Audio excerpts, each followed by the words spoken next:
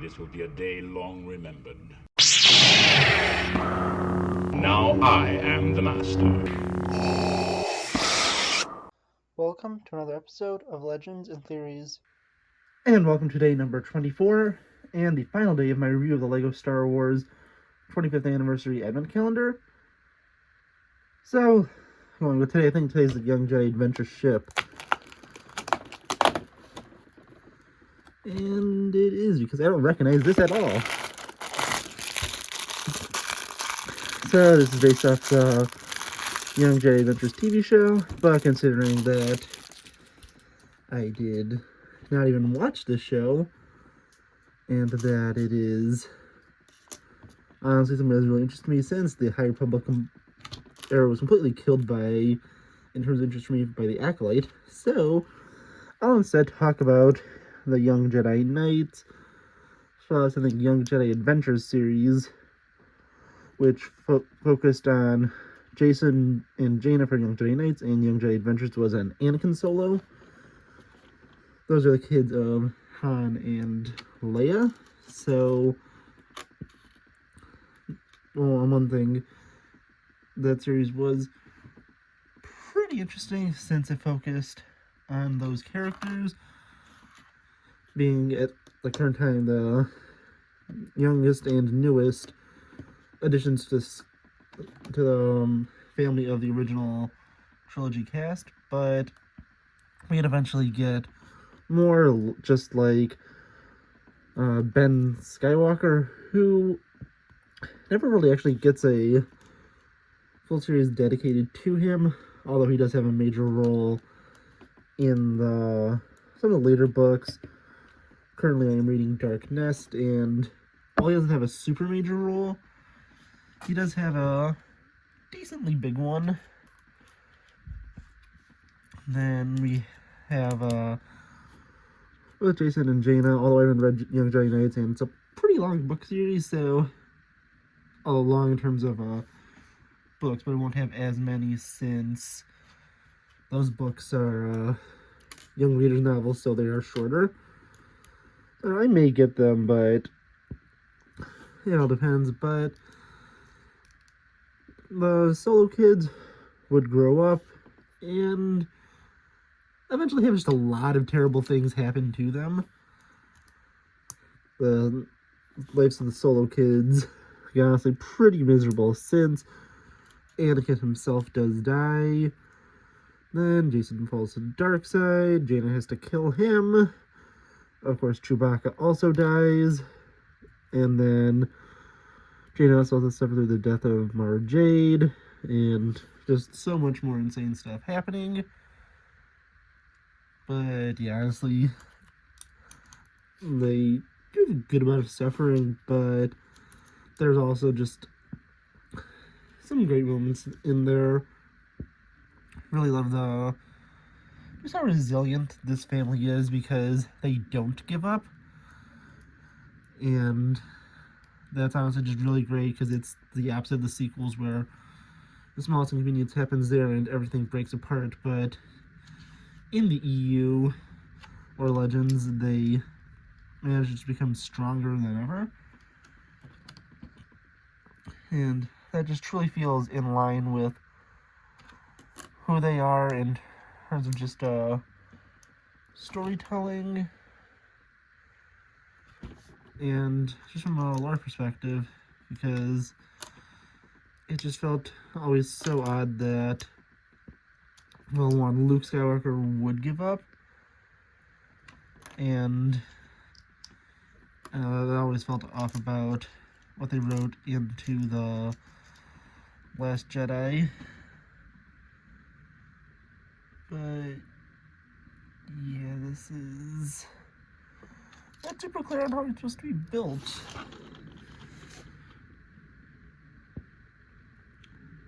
No, that's why.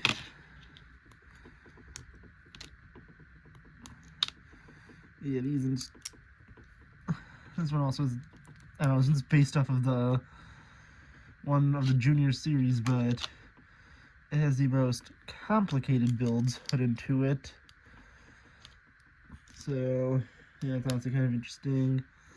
But yeah, honestly, this ship is completely unrecognizable to me. And as I said, the Acolyte killed any interest I possibly had in the High Republic, even though I've only read like a single comic from it before. But yeah, honestly, that's a man build. It's unrecognizable. I wish it was something more iconic for the last day because just nobody recognizes this ship unless they are a really little kid or they would watch this with their kids. But yeah, let's take a look at an overview of this also, as I did last year. So the Firehawk is, I think that's what it's called. I mean, that's not really a great design. You then have, we're going in reverse order, Luke's land speeder, which is, I mean, as I said yesterday, it's just crazy how much they recreate this set. And I think I heard it was in the Advent calendar from 2 years ago. I don't remember exactly. Razor Crest is a nice callback to the Mandalorian. And here's a nice overall inclusion. Going to the 21st. Invader's Castle. This is definitely one of the cooler things to have. Just a mini build of. If you want to sort of make like a Mustafar from kind of, well, kind of like a far distance, so you can have like a big ship over it. The Praetorian Guard being the last minifigure. I mean, it's cool, but I do wish there's honestly one more minifigure in here. And that would have been a nice one for the 24th, and my hope would have been, it would have been a Han Solo with a holiday sweater to represent Endor. And we could have had one of each of the main original trilogy characters representing a film from the original trilogy, with Luke representing episode 1, Leia representing episode 2, and Han representing episode 3. But now going back to this, we have the 19th, and that was Yoda Starfighter.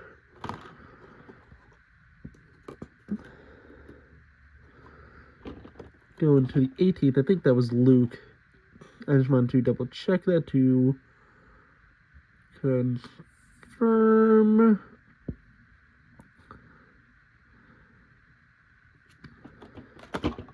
No, that was the Ewing. The 17th was Luke.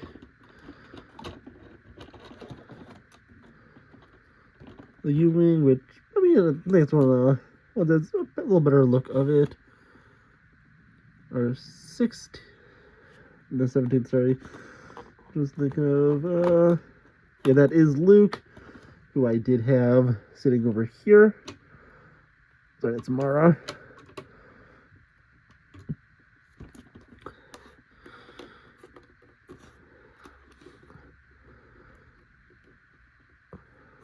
So here's our, going back on the 17th, that's up to here. Going to the 16th, we have the Ghost. And it's honestly just really interesting when you look at this, how nothing here is actually based on the sequel trilogy. The closest thing we have is the Praetorian Guard, but that is from The Mandalorian, and is not from the sequels, so yeah, that's sort of funny. Going to the 15th, we had the 501st Trooper.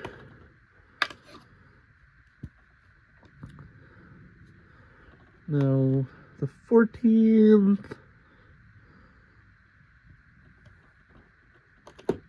was the Mandalorian Fang Fighter, which I said that was just really bad look, and I couldn't even tell what it was. I thought they were trying to turn this to Ewing for a second, so yeah, that was not a great design look. Going now to the 13th, we have the T6 Jedi Shuttle. Okay, I'm surprised I went through this one without being interrupted, but now going to day 10, we have Ahsoka.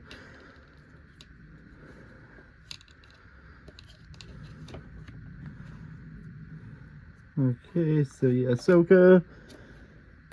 Probably spread these out a little more because, yeah, it's pretty far spread. Going to day 9,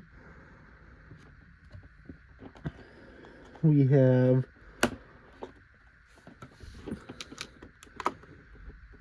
the Millennium Falcon.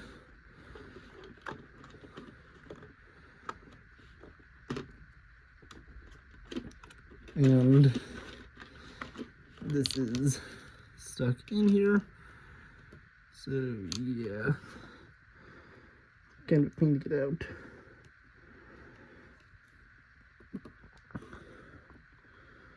Now, moving over to day 8, we have Jabba's Sail Barge.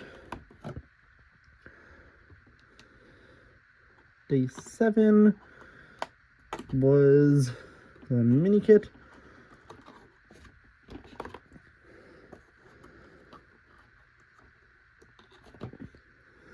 And yeah, that's there's a nice little inclusion. As I said, that was one of my favorite builds of this. I guess once it gets interrupted, it keeps happening. Now going to day 6, we have the 2 Y-Wings, which of course was an accident. But I am glad I got everything in here and I didn't have to contact Lego about getting replacement pieces or figures. So this ultimately worked out for me. Now, moving to day number 5, we have the AT-AT.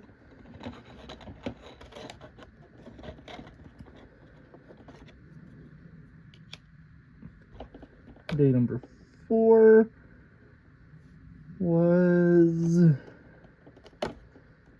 the Super Battle Droid.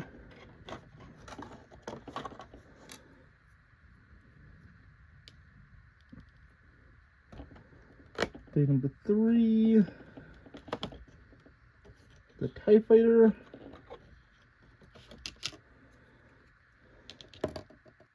I guess once it gets interrupted, it keeps happening. Now going to day 6, we have the 2 Y-Wings, which of course was an accident. But I am glad I got everything in here and I didn't have to contact Lego about getting replacement pieces or figures. So this ultimately worked out for me.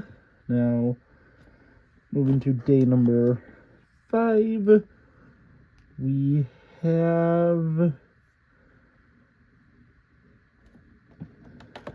the AT-AT.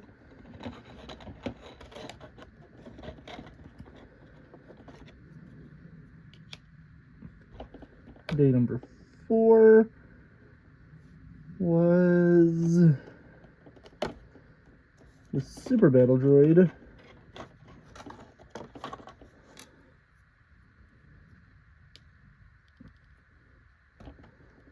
Day number 3,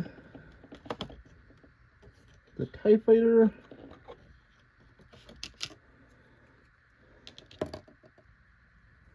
Of course, as it's like keeping interrupted now moving to day 2, I'm going to open that because I know that has to be Holiday Leia. I do need to zoom out a little bit. And finally, day number 1 is the classic X-Wing.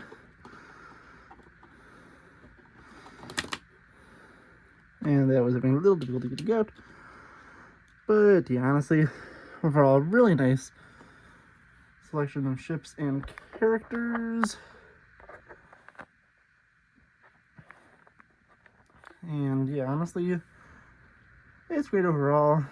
You have a near complete Rebel fleet with an X-Wing, Y-Wing, U-Wing, and Falcon. And as for the fun of this, I'll separate them sort of by where they belong. So I'll place all of our Rebel ships down here.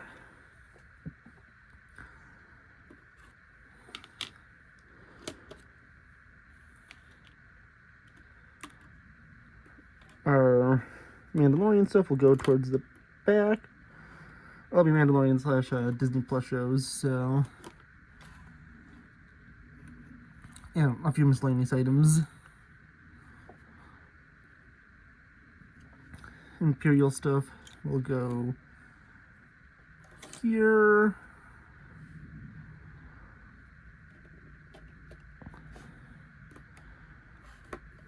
Clone Wars stuff here.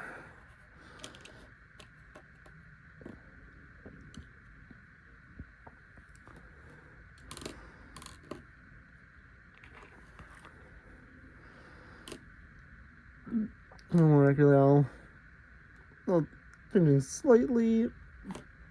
So this is all Disney Plus.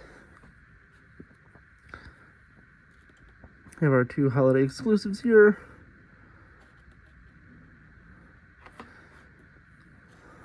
Sort of random related stuff in the back.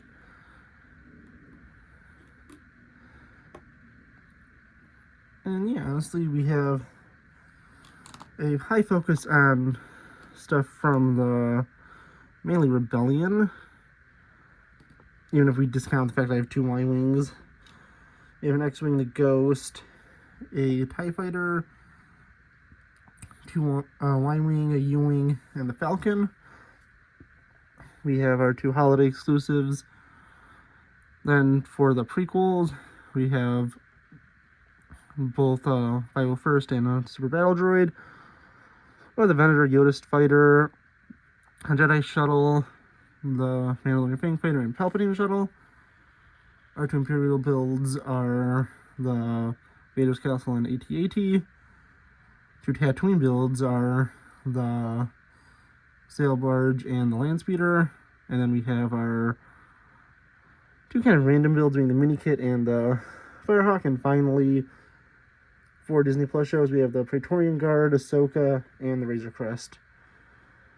So yeah, honestly, this is a really nice selection of characters, and overall it is honestly just really great to have all of this. So honestly, I want to know what you think. Please let me know in the comments. And Merry Christmas Eve. And I'll see you all in the next episode of Legends and Theories. Thank you for watching this episode of Legends and Theories. Please leave a like if you enjoyed the video. Please leave a comment to talk about it. And please subscribe if you haven't done so. And happy holidays to all.